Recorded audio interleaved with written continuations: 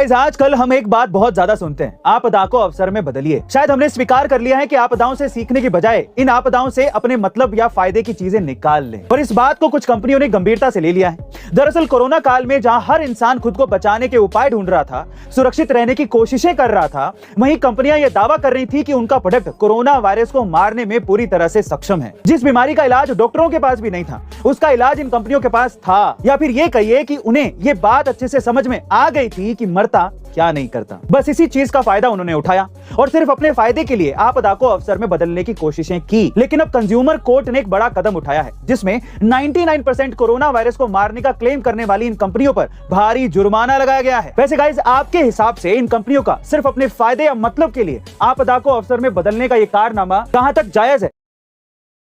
मंजिल उन्हीं को मिलती है जिनके सपनों में जान होती है। पंखों से कुछ नहीं होता, हौसलों से उड़ान होती है।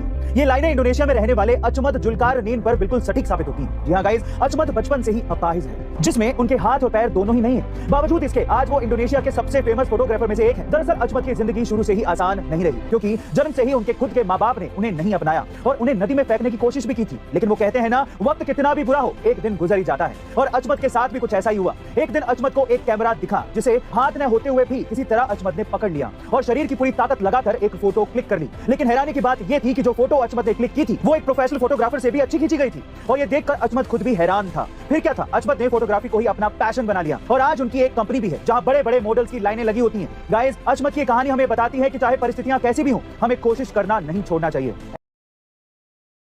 ये कहानी है एक ऐसे बच्चे की जिसने महज 12 साल की उम्र में तीन मोबाइल ऐप बनाकर Guinness book of world records में अपना नाम दर्ज करवा लिया है। जी हां गाइस, हरियाणा झज्जर में रहने वाले कार्तिकेय जाखड़ अब दुनिया के सबसे छोटे ऐप डेवलपर बन गए हैं। दरअसल कार्तिकेय को शुरू से ऐप बनाने में कोई इंटरेस्ट नहीं था, पर जब कोविड की वजह से उसका स्कूल बंद हुआ तो उसके पिता ने उसे एक मोबाइल लाकर दिया ताकि वो ऑनलाइन पढ़ सके। लेकिन कार्तिकेय का मोबाइल कुछ दिनों बाद चलते चलते हैंग हो गया, जिसे उसने खुद यूट्यूब की वीडियोस को देखकर सुधार लिया और इस तरह से उसका इंटरेस्ट बढ़ता चला गया और देखते ही देखते वो कोडिंग भी सीख गया, जिसकी मदद से उसने तीन मोबाइल ऐप्स बना डाले। फिलहाल कार्तिकेय हार्वर्ड यूनिवर्सिटी से कंप्यूटर साइंस में बीएससी कर रहे हैं और उनका सपना है कि वो कंप्यूटर साइंस की फील्ड में कुछ ऐसा करें जो अभी तक किसी ने भी नहीं किया हो। गाइस, कार्तिकेय ने यह साबित कर दिया कि एक छोटा पैकेट भी बड़ा धमाका कर सकता है।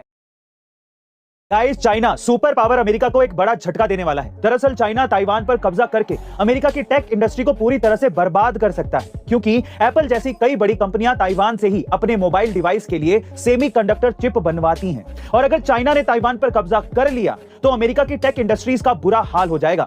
वैसे गाइस, चाइना की ये हड़प नीति आज की नहीं है, ये वर्षों से चली आ रही है। और इस हड़प नीति को समझने के लिए राइज ऑफ चाइना नाम की ऑडियो बुक कुकू एफएम पर जरूर सुनिएगा, क्योंकि इस ऑडियो बुक में आपको वो तमाम जानकारियां मिलेगी जिससे सीखकर आप भी बहुत कुछ हासिल कर सकते हैं। इसके साथ ही कुकू एफएम पर अब 1 मिलियन से ज्यादा पेड सब्सक्राइबर्स की फैमिली बन चुकी है।